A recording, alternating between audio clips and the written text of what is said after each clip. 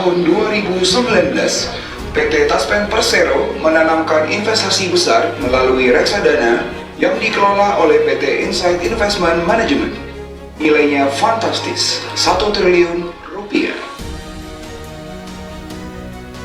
Namun, investasi itu ternyata bermasalah.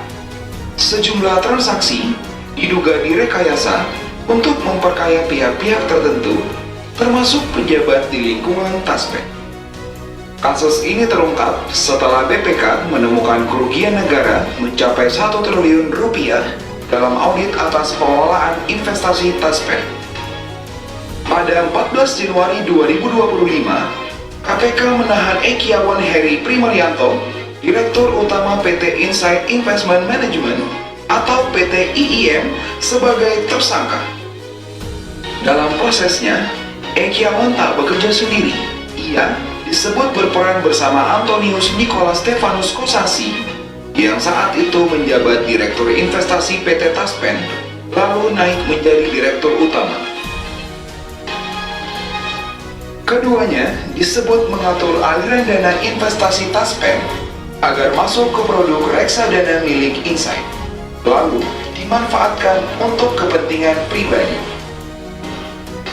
Majelis Hakim Pengadilan Tipikor Jakarta Pusat akhirnya menjatuhkan putusan tegas. Ekiawan dinyatakan bersalah melakukan tindak pidana korupsi secara bersama-sama, sebagaimana diatur dalam Pasal 2 Undang-Undang Pemberantasan Tindak Pidana Korupsi. Pada 6 Oktober 2025, Ekiawan divonis 9 tahun penjara, denda 500 juta rupiah, serta uang pengganti. Tio Aprianto beserta rombongan, selamat siang Bapak. Potensi kerusakan akibat korupsi di sektor ini. Sehingga pemulihan aset ini bukan hanya tentang keberhasilan diserah terimakannya aset dari KPK kepada PT Taspen, namun juga ini adalah merupakan ikhtiar bersama untuk menjaga para ASN, menjaga semangat para pejuang kita, para ASN yang memberikan pelayanan kepada masyarakat dan juga kepada negara tercinta kita ini.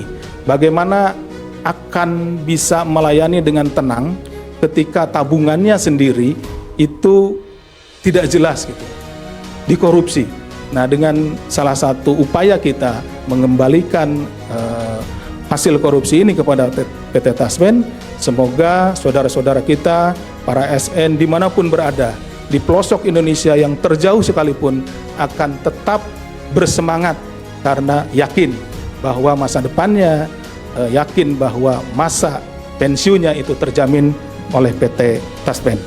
KPK juga berharap dari perkara ANS yang masih dalam proses banding di Pengadilan Tinggi DKI Jakarta akan ada penambahan nilai aset recovery. Jadi saat ini selain dari saudara Ekiawan, adalah saudara ANS yang saat ini masih mengajukan banding.